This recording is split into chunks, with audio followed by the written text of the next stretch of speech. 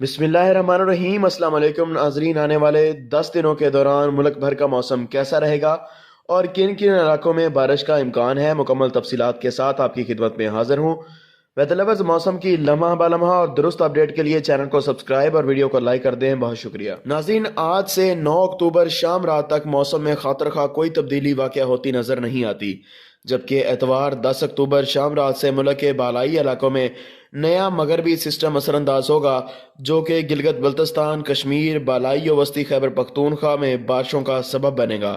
اس دوران بالائی پنجاب میں بھی چند مقامات پر بارش کا امکان ہے، تاہم پنجاب میں بارش کی نوعیت ہلکی سے معتدل رہے گی، جبکہ خیبر پختونخوا کے بالائی علاقوں میں بارش کی نوعیت معتدل سے تیز اور بعض علاقوں میں موسلا دھار ہوگی۔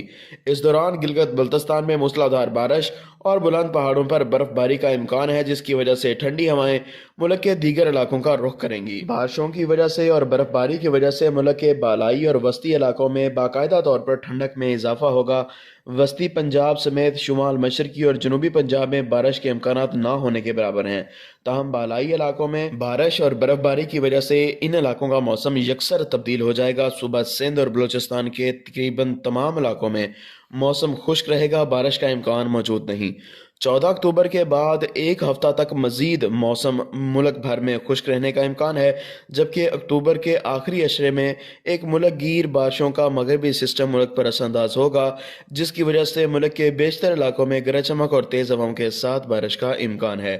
اگلی ویڈیو میں اس آنے والے نئے سلسلے کی مکمل تفصیلات آپ کو دے دی جائیں گی اور علاقوں کے نام اور بارش کی نوعیت بھی شیئر کر دی جائے گی، اس لیے چینل کو سبسکرائب کر لیں، ویڈیو کو لائک کر دیں۔ بہت شکریہ، حاضر ہوں گے نئی رپورٹ کے ساتھ۔ اللہ حافظ۔